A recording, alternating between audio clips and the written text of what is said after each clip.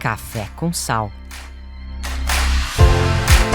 Bem-vindos a mais um episódio do Café com Sal, podcast que você já sabe, em sua segunda temporada, fala de carreira, liderança e empreendedorismo. Você nos acompanha nas redes, tanto no Spotify quanto no YouTube, os episódios completos, claro, e os cortes no Instagram, no TikTok e no LinkedIn. A gente aproveita sempre para agradecer os nossos apoiadores, a Life Mix, bebidas, sucos, funcionais, pessoal. Todo mundo sabe hoje a necessidade sempre, né, de se hidratar, mas com produtos de qualidade, que suplementem a tua alimentação. E, obviamente, tudo aquilo que você ingere tem que ter qualidade. E a turma do Life Mix, da W Nutrition, é super cuidadosa com isso. Um abraço pro Daniel Pfefferbaum, que é nosso apoiador aqui desde sempre no Café com Sal. Essa equipe da Life Mix que tem nutrólogos, nutricionistas, médicos, pessoal com PhD em nutrição, como eu disse, tem todo o cuidado para trazer o melhor produto para a mesa de vocês. Lá em casa, vocês sabem, a gente só toma Life Mix, além de água, claro, porque ninguém é maluco. Queria aproveitar para agradecer também o Venturos, que é esse Instituto de Pesquisa e Desenvolvimento em Tecnologia. Um abraço para a Mariana Ventola e para o João Maia. Para quem não conhece o Venturos, ele está presente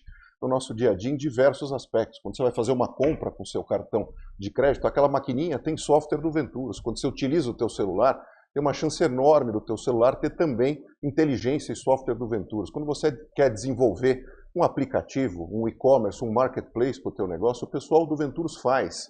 As vacinas, pessoal, que a gente toma, tem inteligência e visão computacional do Venturos para analisar os insumos e a qualidade daquela vacina antes de entrar no teu corpo. Entre em contato com o pessoal do Venturos, que é super capaz em transformar tecnologicamente e também através da inovação o teu negócio. Para mais informações, www.venturos.org. Como não podia deixar de ser, a gente tem uma convidada especial hoje. Hoje ela é Sales Director da Accenture, mas tem passagem por empresas como Salesforce, foi CEO na Mundo Verde, Kipling, Estée Lauder, L'Oréal, é mentora, professora, conselheira, é tudo isso e muito mais, além de ser top voice no LinkedIn. Seja muito bem-vinda, Cláudia Abreu. Cláudia, super obrigado por estar presente aqui no Café com Sal, uma honra gigantesca ter você aqui com a gente. Obrigado, viu? A honra é minha, fiquei super feliz com o convite. Adoro bater papo com gente inteligente. Olha só, você já nem me conhece direito, já me chamou de inteligente, tô feliz, gravem isso. E eu tô impressionada com a desenvoltura da pessoa para fazer eu podcast. Eu sou soltinho, como diria minha mãe, eu sou mais solto que pipoca de micro-ondas. Eu vou ter que aprender para ficar no mesmo nível. Não, imagina, super obrigado, super mesmo obrigado pela tua presença. A ideia hoje é falar sobre marketing, mas principalmente falar sobre a tua carreira. E carreira e marketing, né? Num ambiente que hoje é completamente diferente, né? De pouco tempo atrás, inclusive. O mundo muda muito rápido. Eu costumo dizer que ele não está pior, mas ele está mais complexo, né, Cláudia? E a gente vê hoje, por exemplo, eu me coloco, nunca fui, mas me coloco no lugar dos CMOs de mercado e penso o quão quente essa cadeira, ou a gente pode chamar até de richô, é hoje no mercado. Porque é muito difícil, imagino eu, e aqui até quero começar com essa pergunta, você ser um CMO viável, sustentável no mercado de hoje, né? Mercado, como eu disse, tão complexo, onde o consumidor é mais plural do que antigamente. Ele tem desejos os mais diversos, a gente tem disputa por atenção o tempo todo.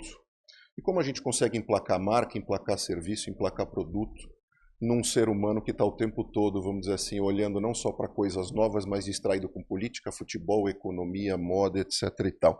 Comparativamente às cadeiras que você passou, ou à época que você adentrou o mercado, o quão diferente está esse cardápio de quem é CMO hoje? É absolutamente diferente. E é uma coisa que eu venho falando muito. Um CMO hoje deve estar na faixa aí dos seus 45, 50 anos. Pensando que essa pessoa teve uma carreira vertical, que começou como analista de marketing, foi coordenador, gerente, etc. Quando a pessoa começou a trabalhar em marketing era basicamente fazer anúncio na Globo e na Veja. Impactar muita gente. Era one to many, né? Eu falo com todo mundo, tenho uma mensagem só e falo com todo mundo da mesma forma. Hoje, esse CMO precisa entender de dados.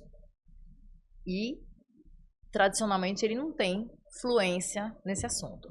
Quando a gente faz um paralelo, né, com o que está acontecendo com a cadeira de tecnologia, né, um CTO ou um CIO, pensando também que essa pessoa começou como analista de suporte, foi coordenador, tal, essa pessoa sabe tudo de dados, mas não sabe nada de cliente.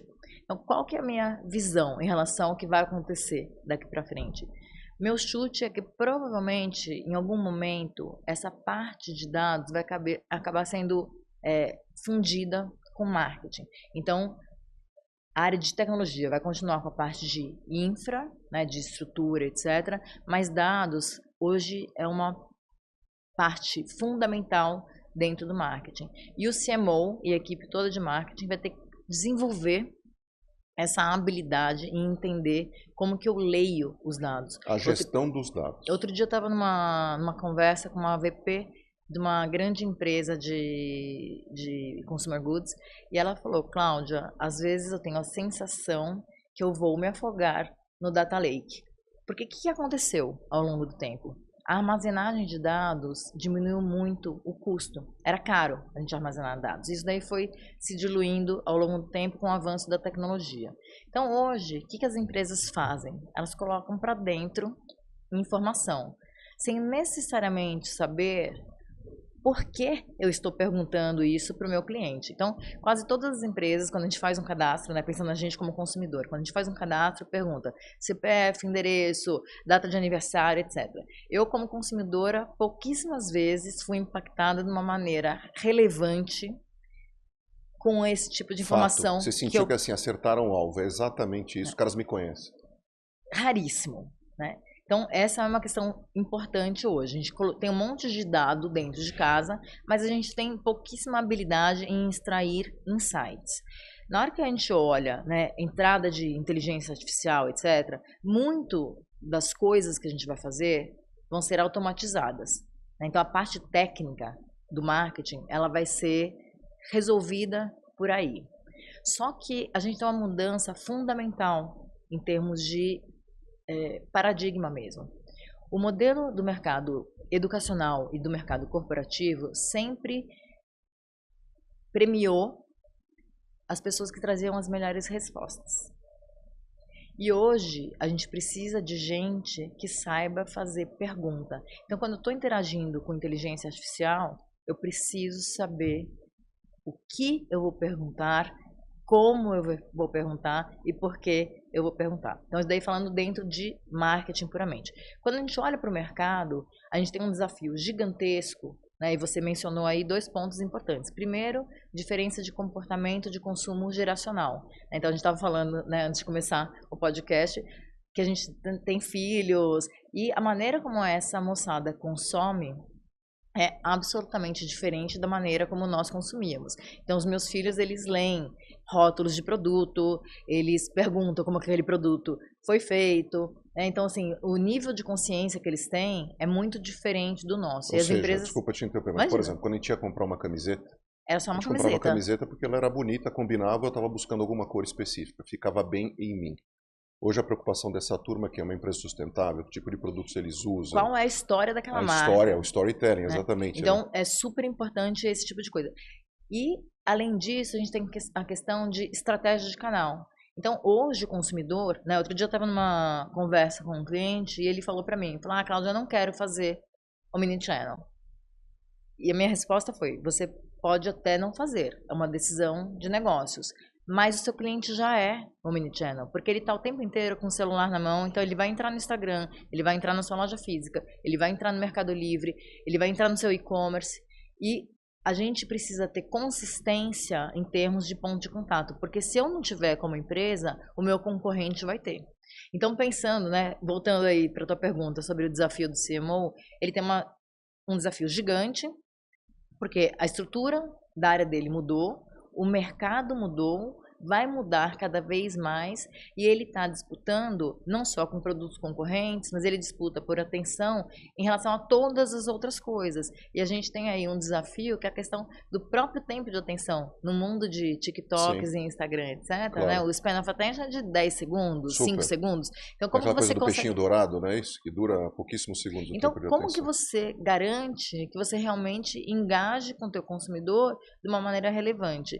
E aí a minha sugestão é que quanto mais autêntico a gente for como marca e como empresa, mais fácil vai ser a gente conseguir esse engajamento. Porque toda vez que a gente fala a verdade, é mais fácil, eu não preciso me preocupar. Não, e assim, e as pessoas estão com sede de verdade. Uhum. Essa pelo menos é a impressão que eu tenho. Porque assim, você vive tanto storytelling de lá para cá, que é importante. Principalmente quando ele é verdadeiro. Mas a gente tem casos clássicos de que não eram e muitas marcas se deram mal com isso. Mas no final do dia, a gente tem sim, por causa de rede social e tudo que a gente está vivendo, que a gente vive num ambiente meio show de Truman. Um ambiente fake. Eu acho que as pessoas hoje valorizam muito essa questão da experiência com a verdade, né? Diga exatamente o que você pensa. Tudo bem que tem gente que não vai saber lidar com isso, né? A gente pede muita verdade, mas também não sabe lidar com isso. Mas enfim, é uma questão de aprendizado. Mas você acha que, de fato, hoje o mercado e as pessoas estão buscando muito mais a verdade? Eu tenho certeza absoluta. E não dá pra gente querer agradar todo mundo. Tem aquela expressão, né? Nem Jesus Cristo agradou todo mundo. Então, é importante a gente trabalhar de maneira alinhada com o que a gente acredita. Antes da gente começar a gravação, eu estava conversando com a Isa, que eu falei, o meu LinkedIn é super forte. E eu nem sei por quê. Mas o meu chute é porque eu sou muito autêntica no que eu escrevo. Então, quem me conhece sabe o que eu estou escrevendo ali, fui eu que escrevi mesmo, não teve inteligência artificial. Sentimento no teclado. E eu me coloco muito como consumidora. Então, como eu trabalho, né, com bens de consumo e varejo, eu normalmente divido no LinkedIn coisas que eu passei como consumidora. Olha, visitei tal loja, foi bacana, ou tal serviço foi interessante, o que a gente pode aprender com isso? E eu acho que isso acaba gerando engajamento, porque as pessoas olham e falam, realmente é uma pessoa que está escrevendo e é a opinião da Cláudia, não é a opinião de nenhuma empresa, não é, né? É uma questão de personalização. Sim, não é a marca e só que está personificação. falando, é a pessoa que está ali dentro da marca. Até porque as empresas não decidem nada, né? Quem decide são as pessoas que estão dentro daquela empresa. Você falou de um ponto bacana em relação a fazer as perguntas importantes, né? Eu tinha uma professora, dona Marli, nunca mais vi, minha professora de português, mas ela dizia o seguinte, os melhores alunos são os que fazem as melhores perguntas. E a gente achava aquilo esquisito, porque a gente ainda não tinha maturidade para entender aquele negócio. Quando a gente pensa historicamente no marketing, me corrija se eu estiver errado, que você é professor, inclusive, na vida e na academia, né? O marketing, ele sempre foi colocado, de certa forma, como um ditador de tendência, de comportamento e de tudo mais. Muitas vezes ele até ocupa espaços, né? Quem trabalha com filosofia também gosta de falar nesse tema, então você tinha lá Deus como que ocupava um espaço de estar superior ao ditador, ou a igreja, ou a religião ditador de tendências dos tecidos sociais. Hoje, teoricamente, o marketing ocupa esse ambiente. Uma questão filosófica, né? O marketing dita para onde a gente vai, o que a gente tem que fazer e o que a gente tem que consumir. Mas você também está me dizendo que, assim, nem sempre, se o marketing ele dita o que a gente tem que fazer, ele está deixando de ouvir, muitas vezes, as pessoas, né? E para ouvir as pessoas, a gente tem que fazer perguntas importantes, assim como o paralelo que você fez em relação à inteligência artificial. Se o Fábio fizer uma pergunta para uma inteligência artificial generativa e a Cláudia também fizer, quando a gente falar do ambiente do marketing, é provável que a tua resposta e o material que ele dê seja mais completo que o meu, por causa da qualidade da pergunta que você vai fazer. Isso tem um impacto na ponta, né? Do ponto de vista de entender o que as pessoas querem, porque assim, se o marketing dita a tendência, é legal, a gente sabe o que o pessoal quer, mas muitas vezes a gente está completamente desconectado da rua, e para ficar conectado com a rua, a gente tem que fazer as perguntas importantes. A gente está fazendo essas perguntas importantes, você que hoje atende inúmeros clientes e tem esse olhar também de prestação de serviço, a gente tem feito as perguntas importantes para chegar nesses clientes. Você me falou que a gente pede dados que são completamente descasados com o que a gente recebe do outro lado. Eu acho que algumas empresas fazem, mas no geral a gente tem uma oportunidade enorme em estabelecer uma conversa real com o consumidor. Então, eu concordo com você discordando em relação ao marketing definir tendências. O que eu acredito é que o marketing ele tem um papel de empacotar essa tendência, mas primeiro ele tem que ouvir, porque não dá para ser uma coisa, tô aqui dentro do escritório, criei uma ideia mirabolante. A gente vai ver acontecer muito isso em varejo, né? Às vezes o pessoal tem uma ideia mirabolante e na hora de executar aquilo ali na ponta sai completamente diferente do que havia sido planejado. Então, eu acredito, né? Hoje está na moda falar sobre escuta ativa, mas é um negócio que eu acredito desde sempre. Porque toda vez que a gente escuta mais do que a gente fala, a gente consegue mapear melhor o cenário, eu empacoto aquilo de uma maneira correta e devolvo. Então, realmente, a gente estabelece uma conversa. E aí, acho que tem um outro ponto, além de escutativa, que é a gente desenvolver humildade. Que também, humildade é uma palavra que ela é quase um demérito. Falar, a pessoa é muito humilde, mas, na verdade, é uma grande qualidade. Porque se eu tenho a humildade de reconhecer que eu não sei tudo a respeito de um determinado assunto, eu vou escutar de uma maneira que eu vou querer aprender sobre aquilo. E aí eu vou ter uma escuta real. Cara, me conta o que você acha disso tudo que está acontecendo, ao invés de eu impor a minha visão em relação àquilo. E aí, quando a gente fala, né, de marketing ou vendas, etc., eu já sei por que eu quero vender. Agora eu tenho que entender o porquê que o meu cliente quer comprar. Então, o porquê eu estou fazendo isso, né, o meu motivador pessoal ou o meu motivador como empresa, é muito claro. Agora, se eu entender por que o cliente compra, é muito mais fácil converter aquela venda.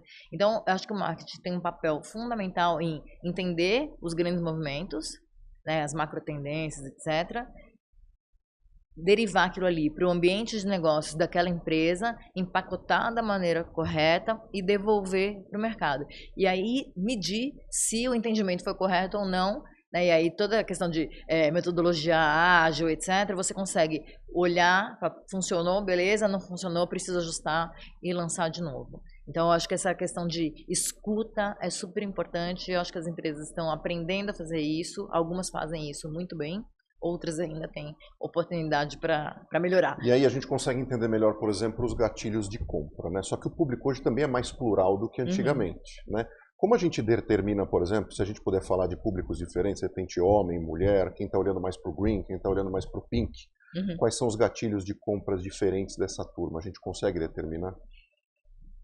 Hoje, até com o próprio uso da tecnologia, a gente consegue personalizar muito a mensagem, personalizar muito o produto. Mas eu gosto de lembrar que a compra de qualquer coisa, ela vai ser sempre emocional. Mesmo no mercado B2B.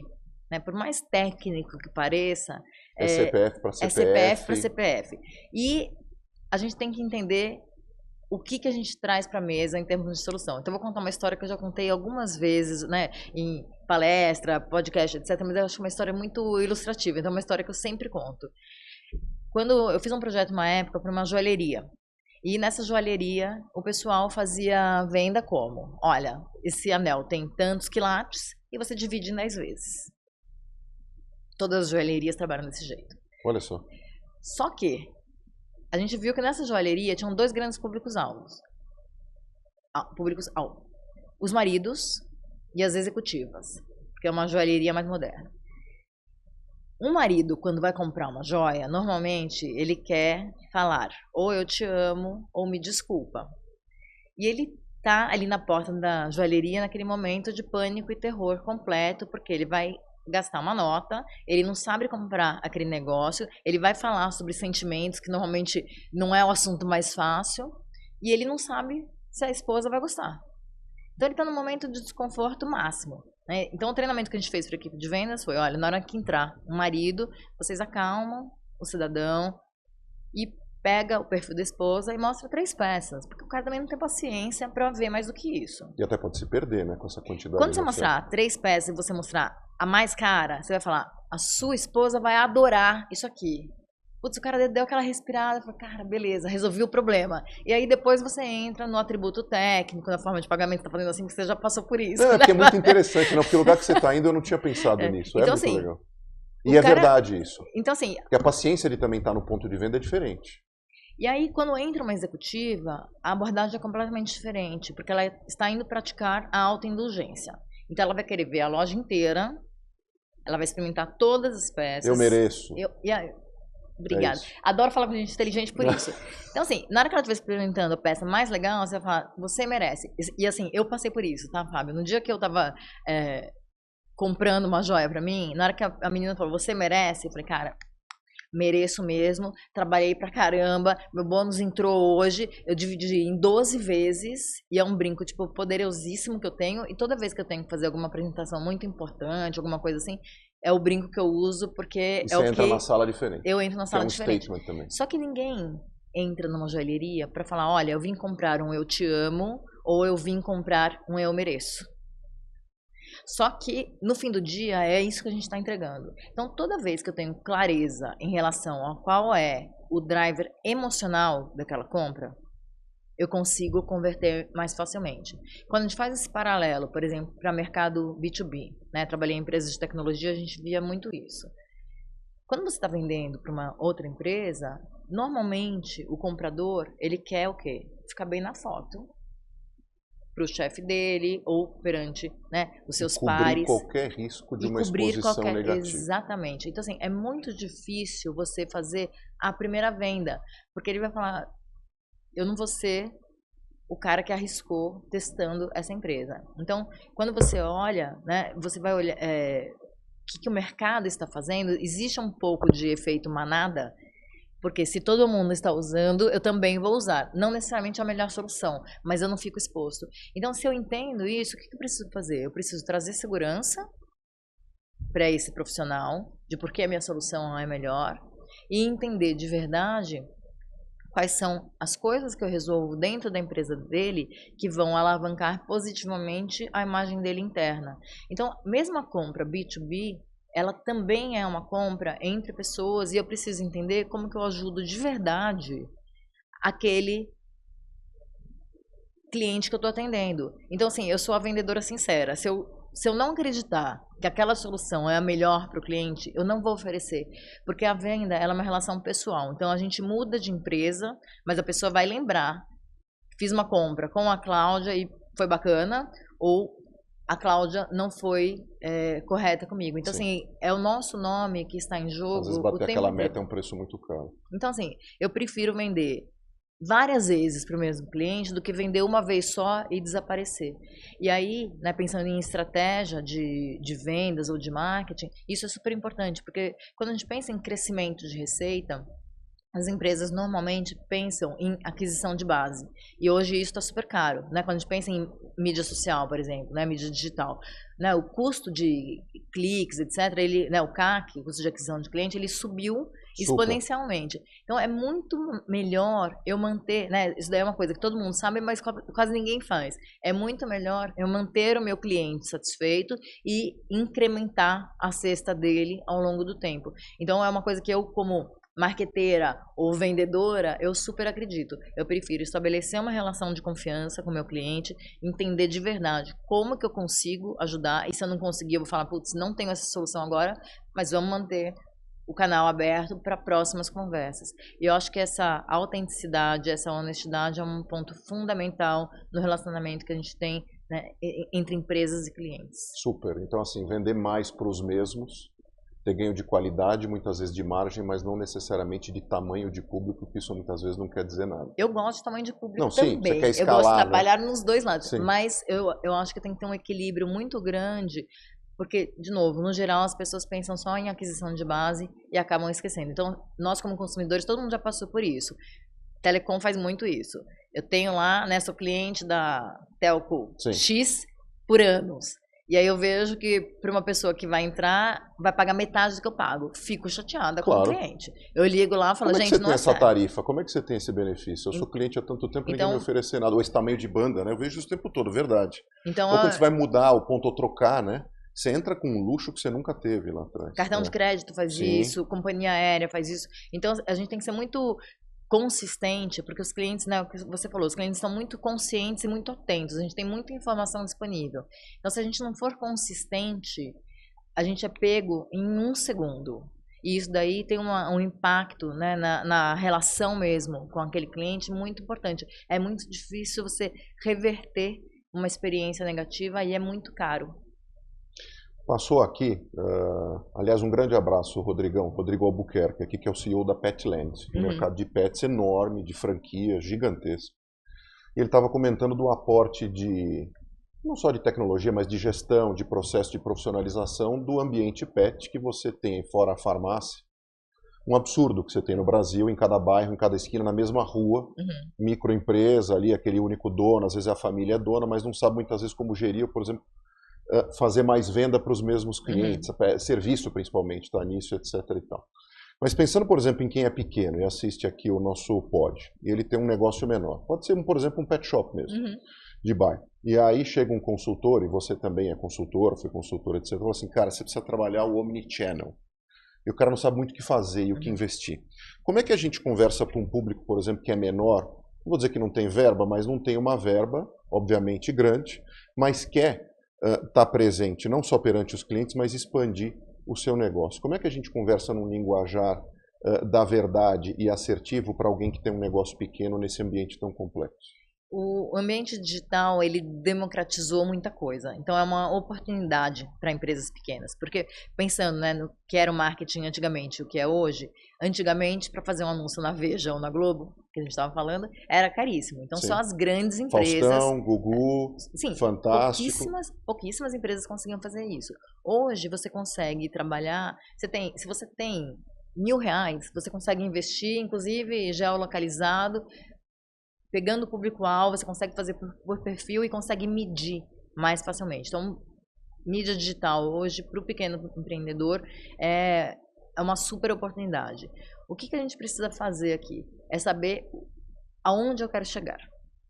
Né? E aí, construir de trás para frente.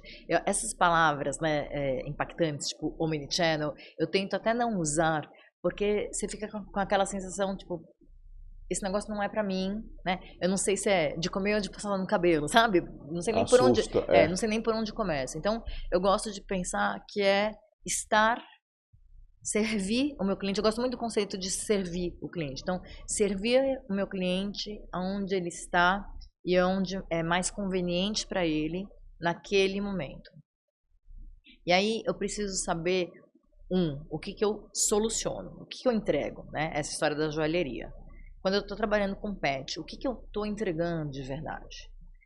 2, como que é o comportamento desse cliente meu? E eu só consigo entender comportamento se eu conhecer a pessoa. Então, a gente tem que voltar ao arroz com feijão, que é aquele vendedor de antigamente, que era bom que ele sabia o seu nome, o nome do seu cachorro, que dia que o cachorro nasceu, o horário que ele prefere. Então, assim, a gente tem que fazer isso, a gente consegue fazer isso de uma maneira mais escalável, né, através de tecnologia, mas a barriga no balcão é um negócio que não tem como fugir.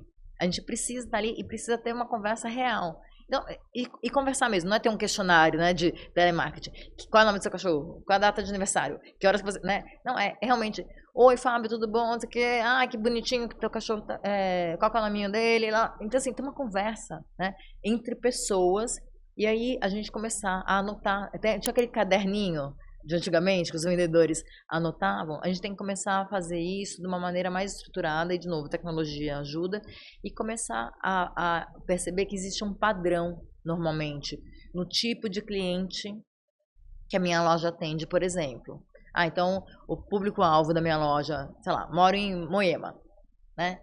Moema é um bairro que tem muitas mulheres, normalmente mulheres jovens ou casais jovens com filhos pequenos. Então, qual que é o perfil? Normalmente, os cachorros são pequenos, que é um bairro que tem apartamentos. Então, a partir do momento que eu entendo, e de novo, é a questão da gente olhar de maneira curiosa. Eu gosto muito de pensar que a gente não pode perder isso, né? Quando a gente era criança, a gente olhava dessa forma. E com o passar do tempo, a gente vai perdendo. Vai automatizando. E a gente vai tendo verdades enraizadas. Sim, a gente fica mais rígido, né? E aí eu gosto de voltar para esse lugar. Tipo, o que eu de verdade estou enxergando sobre essa pessoa? Quem é essa pessoa que está na minha frente? O que ele está me contando? Eu consigo extrapolar esse perfil, né? Eu tenho X pessoas com perfis diferentes, e aí com isso eu vou tendo uma curva de aprendizado para adequar oferta, para adequar vocabulário, né? Como que eu falo com essa pessoa? Por exemplo, sei lá, você falou de Moema, mas sei lá, eu pensei aqui num outro bairro, Campo Belo. Uhum. Né? Vai ter uma diferença, por exemplo, de approach, de vocabulário e de oferta, se vai a colaboradora que trabalha naquela casa versus quem de fato é dono do cachorro. Ou seja, que seria a diferença entre eu e você irmos ao mercado ou um shopper de aplicativo ir ao mercado. É isso? Sim. Então, a gente tem sempre que lembrar que tem uma diferença em marketing, a gente usa muito isso, né? Quem que é o shopper, né? Quem é a pessoa que compra e quem é a pessoa que consome. E a gente tem que adequar essa linguagem. E aí, de novo, todas as pessoas, elas querem ser vistas, ouvidas, reconhecidas. Se eu entendo como eu faço isso de uma maneira autêntica, a gente consegue estabelecer uma relação verdadeira. Mudando de pato para ganso, como diz o outro, como é que você começou no marketing? Porque a gente gosta muito aqui de falar de carreira, né? E você fala com tanta paixão. Essa paixão, ela é existente já desde o começo? Você foi uma jovem que já sabia exatamente o que ia fazer, ou você ficou sofrendo como eu, para entender exatamente qual seria seu caminho? E, na verdade, foi descobrir só 10 anos depois. Eu sofri muito no começo. Na verdade, eu fiz biomédicas a vida inteira. Eu queria trabalhar com proteção ambiental numa época que não se falava sobre sustentabilidade. A legislação nem mal existia. E eu cheguei a entrar na Unesp, em ecologia, fui fazer a inscrição. E aí, quando eu fiz a inscrição, fiz a matrícula na faculdade, o pessoal tava muito naquela vibe, tipo, de abraçar a árvore mesmo. Tô indo morar, lembra? Sting, vou morar no Amazônia. E falei, gente, Simon. não é isso. Sim. Eu quero trabalhar com indústria, quero entender impacto, não sei o quê. Falei, bom, vou fazer administração. E aí eu faço uma especialização, né, em proteção ambiental. Até que mal não faz fazer administração. E aí, acho que a administração é uma... Aliás, todas as faculdades deveriam ter alguma cadeira de administração, porque se você é um médico, você precisa administrar o teu consultório. Se você é um advogado, né? Então, assim, é uma carreira que todo mundo deveria passar. Eu caí em administração, por acaso, e eu amo o que eu faço, assim, eu adoro, de verdade. Quando eu entrei em administração, eu falei, gente... É aqui. É isso. Eu era aquela aluna que comprava exame, eu andava de taieiro, eu me achava, tipo, a mulher de negócio, era pra fazer jogos de empresa, não sei o quê. E aí, durante a faculdade, eu comecei a ver que vendas e marketing eram as minhas áreas ali de maior fluidez. Afinidade. Só que eu entrei como estagiária na Shell. A Shell, na época, não tinha programa de trainee, você entrava como estagiário. Foi um processo de 8 meses, eram 2.000 candidatos para 100 vagas. Na época não tinha, né? É muita velharia isso, mas não tinha Google. Então eu contratei um serviço de clipping de jornal para eu ler o que tinha saído sobre a Shell. Então fui preparadíssima para a dinâmica. Beleza. Entrei dentro da estrutura de RH, mas como numa cadeira de finanças. Eu fazia custo de headcount. Olha então só. eu era trabalhava na área de planejamento financeiro. O que me ajudou muito porque tem pouca gente, né? Hoje tem mais, mas na época tinha pouca gente que tinha passado por vendas e marketing, que tinha essa expertise financeira. Mas não era ali que eu queria seguir carreira. E na época, eu fiquei 2 anos na Shell. Logo depois que eu entrei como estagiária, eles escolheram 3 desses estagiários, desses 100 que entraram. Passei pela entrevista com a liderança, não sei o que. Fui efetivada em 2, 3 meses. Falei, beleza, vou me aposentar aqui. É isso que eu vou fazer. É isso que eu vou fazer, o resto da vida. E comecei a trabalhar em finanças, falei, E aí, tentei fazer uma movimentação para a área de marketing, mas existia uma questão, na época, de gênero. É uma questão muito delicada e não quero expor a empresa de jeito nenhum. Claro. Mas era menos aberto. Menos friendly. E aí, falei, bom, não tem muito como, né? Não consigo aprender coisas novas, mas não consigo mudar de gênero. Então, se eu quero trabalhar em marketing e vendas, eu preciso me mexer. Claro, não vou vender carne para vegetariano aqui. Então, isso daí eu acho que foi um aprendizado, porque assim, tem coisas que a gente precisa influenciar a mudança, mas tem algumas coisas que elas demoram a acontecer e fico muito feliz olhando para trás em como a gente evoluiu como seres humanos e como empresas, né? Essa questão de diversidade e do ponto de vista de impacto em negócios mesmo. Então não é só porque é certo, mas é porque realmente traz mais benefício para a própria empresa.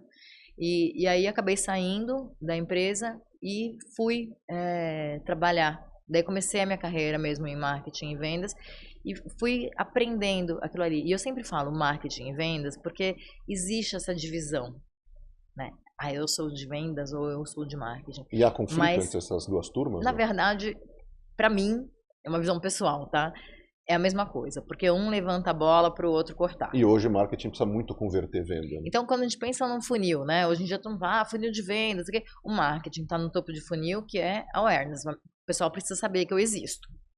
E depois venda entra convertendo. Então, não tem como a gente ter essa divisão tão grande entre as duas áreas, né? Posso falar aí de marketing de produto, posso falar de branding, então vou falar sobre marca especificamente. Então tem uma parte que é puramente marketing. Mas no fim do dia, as empresas, né? Ou você vende, ou você ajuda a vender. Sim. Não tem jeito, não. Né? E assim, a gente vê que tem algumas empresas que o o rabo abana o cachorro.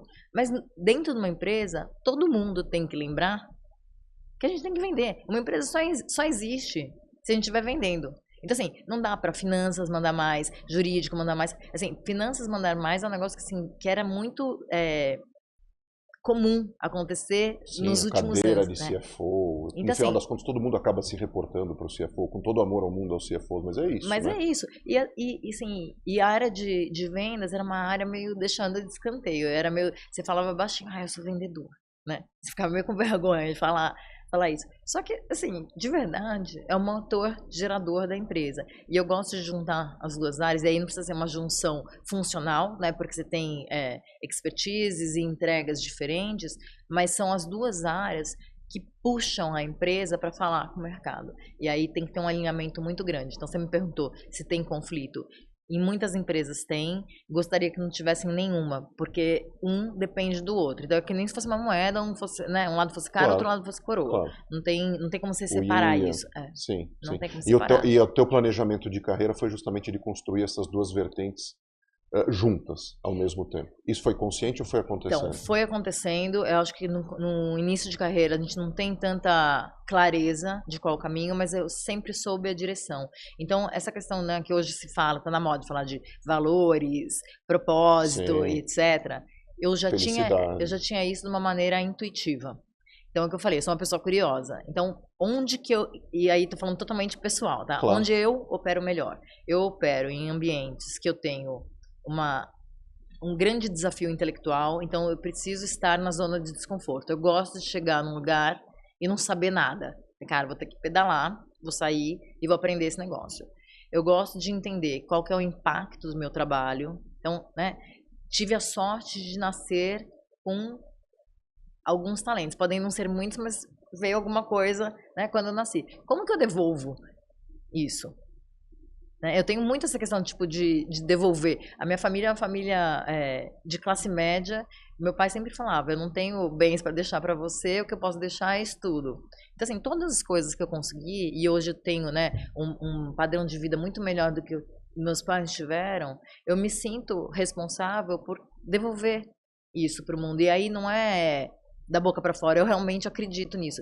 E o que eu quero fazer, né? Então, assim, onde que eu performo melhor? Em ambientes que eu tenho autonomia, em ambientes que eu esteja constantemente aprendendo ou que eu seja desafiada, e em ambientes de implementação de projeto ou turnaround. Então, se eu chegar num lugar e tiver tudo funcionando, não é ali. Perde a graça muito rápido. Não é nem que perde a graça, é assim... Você não vai poder dar teu tom, tua cor, teu cheiro, aí não é legal. Exatamente, é onde a gente... Né, e às vezes para algumas pessoas é exatamente aquilo ali que funciona e tá tudo bem. A gente fala muito isso de carreira, né? Pô, vou sentar de repente aqui numa multinacional, onde a programação já vem de certa forma, tropicaliza um pouco, mas já vem pré-programada lá de fora. As metas são essas, esse é o jeito que a gente faz. Se você puder mandar isso adiante, seguir essa agenda e ser sponsor dessa cultura, beleza, legal. Às vezes é momento, inclusive, né? Então, de vida e de carreira. Acho que assim, o tempo inteiro, né, quando a gente fala de carreira, a gente tem que ser muito consciente em relação ao que a gente é bom e ao que a gente não é. Então, onde que eu, né, essa clareza de onde eu performo melhor, que tipo de ambiente que eu gosto de trabalhar, com que tipo de pessoas. Né? A essa altura do campeonato, graças a Deus, a gente tem poder de escolha. Claro. Né? Quando a gente repertório olhando para trás. Exatamente. Né?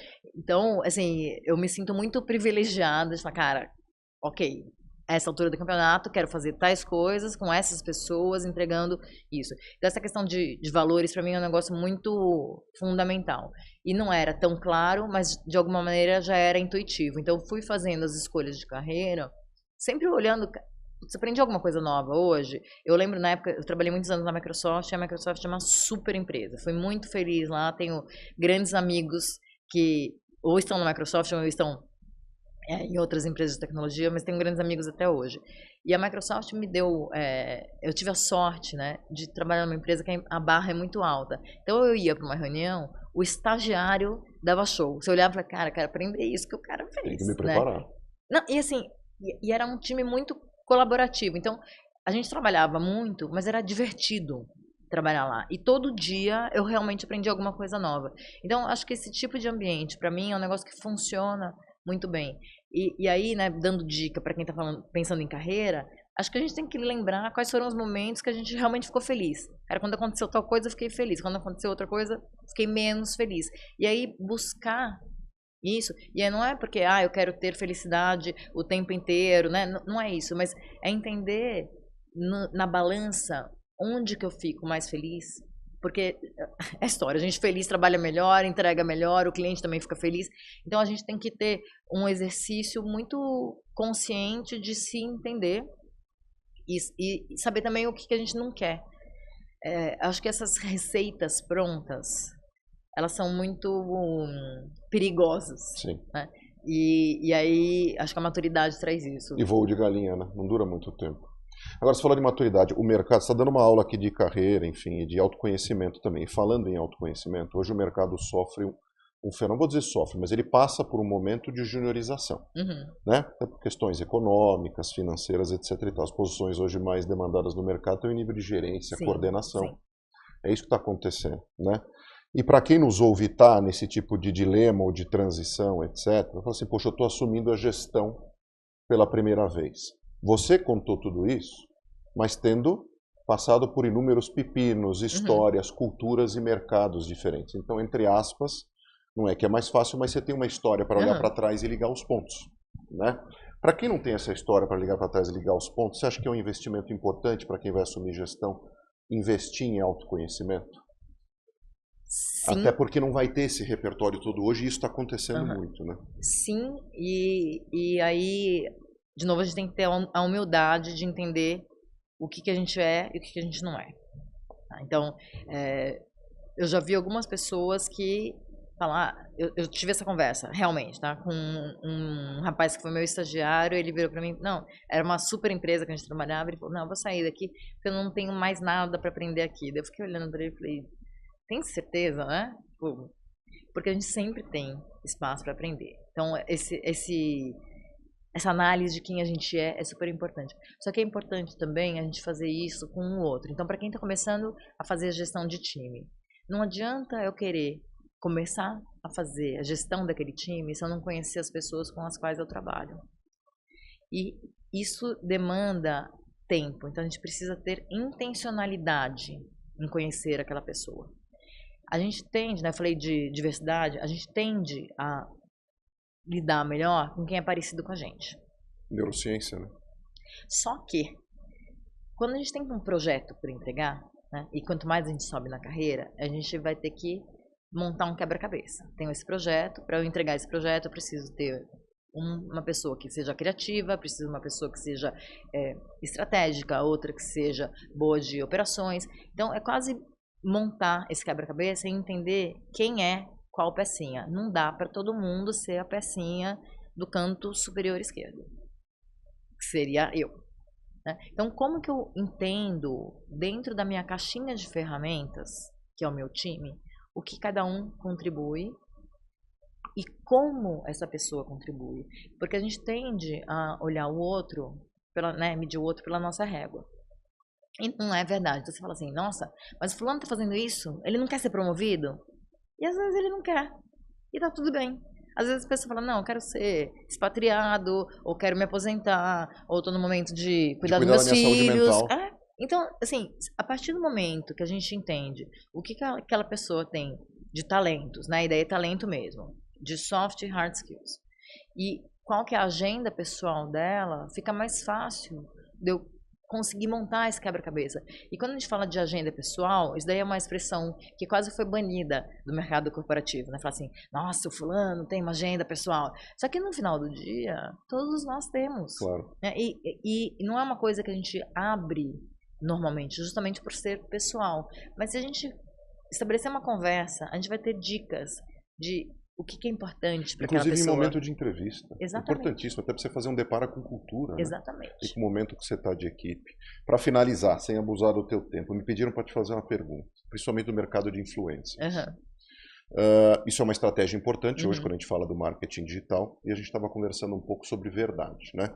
Então tem dois aspectos, as pessoas querem ver verdade, então quando a gente olha, a gente ouve falar dos super influencers e dos sub-influencers, tem categorias hoje também, né? Então teoricamente marcas hoje também estariam buscando essa turma, porque isso tem uma conexão de mais verdade com o dia a dia e com o perfil daquelas pessoas que estão vendo aqui. Então, são duas perguntas numa só. Primeiro, influencer funciona? E funciona para quê? E em que tipo de estágio? Existe uma receita?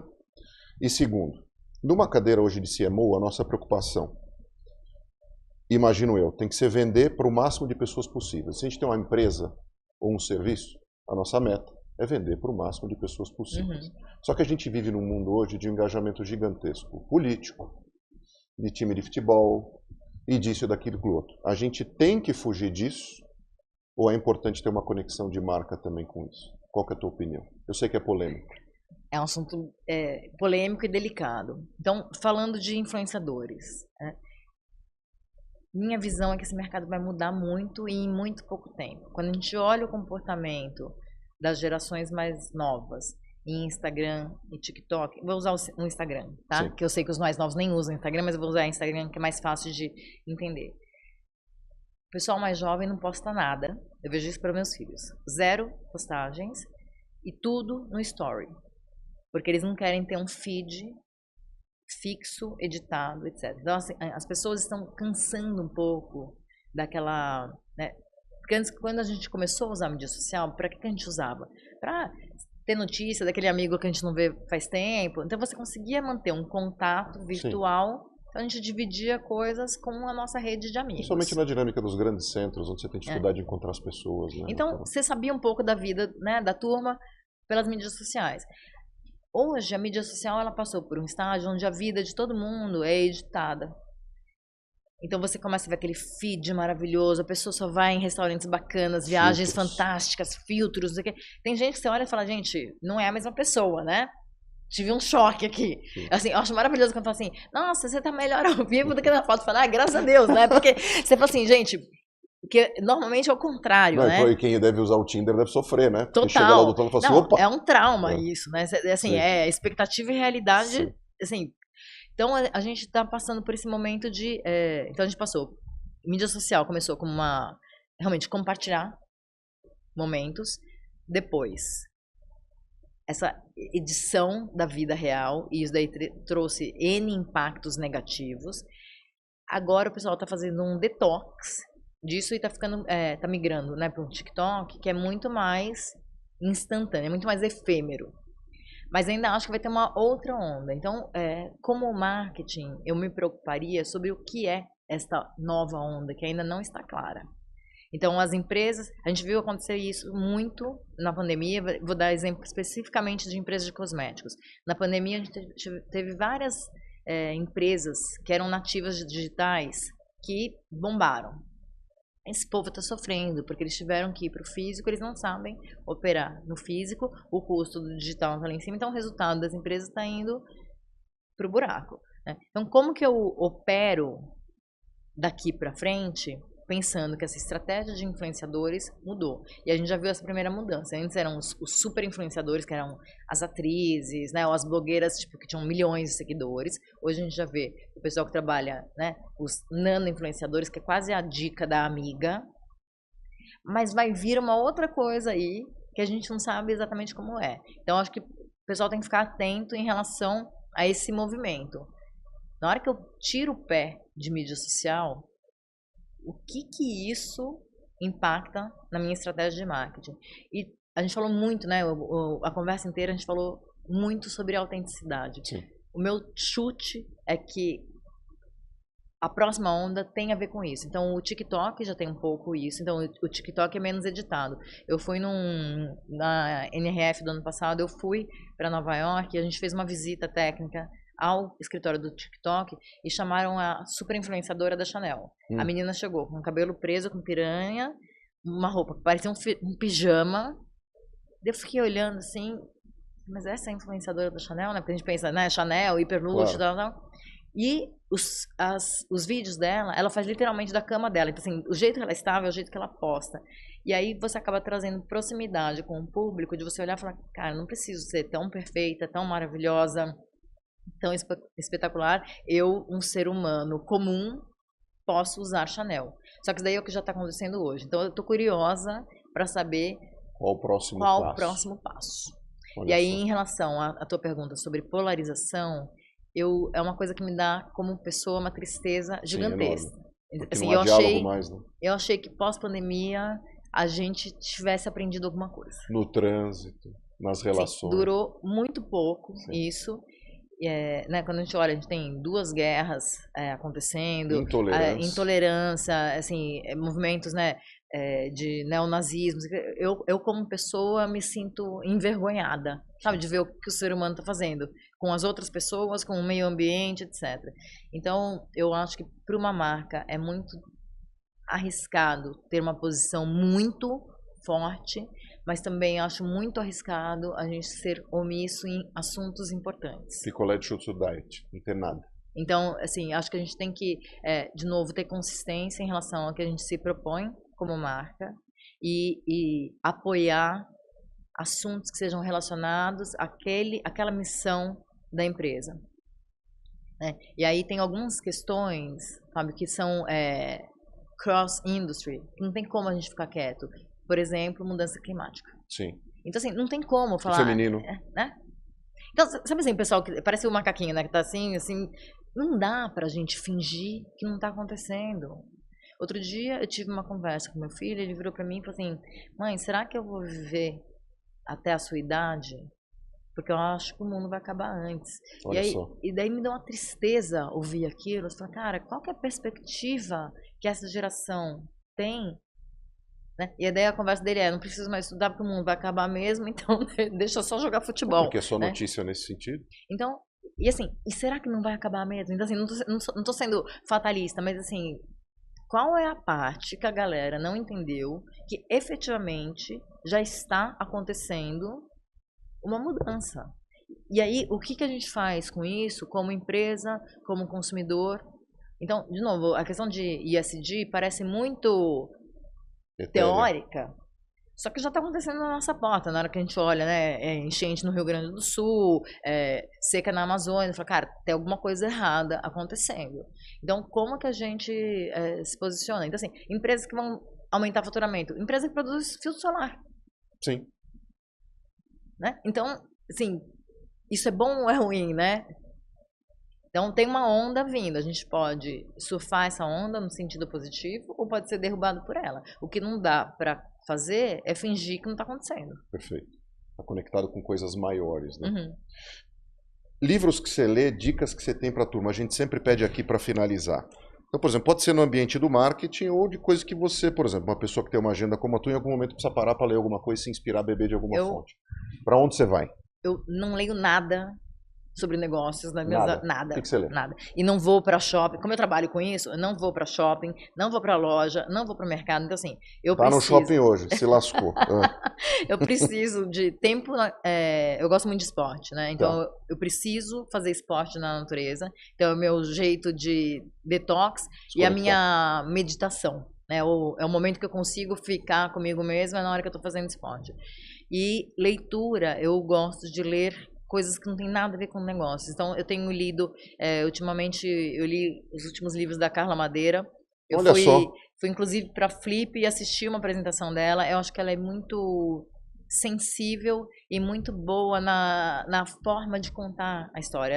Ela consegue contar de uma maneira muito delicada. Sabe quem falou dela aqui? Acho que foi o Marcelo Duarte, o do Guia dos Curiosos. Tá. Eu acho ela maravilhosa. Que faz o Guia dos Curiosos, falou dela assim. A Carla tem uma coisa que é muito legal, ela é dona de uma agência de publicidade, então ela sempre trabalhou comunicação, né, de marketing.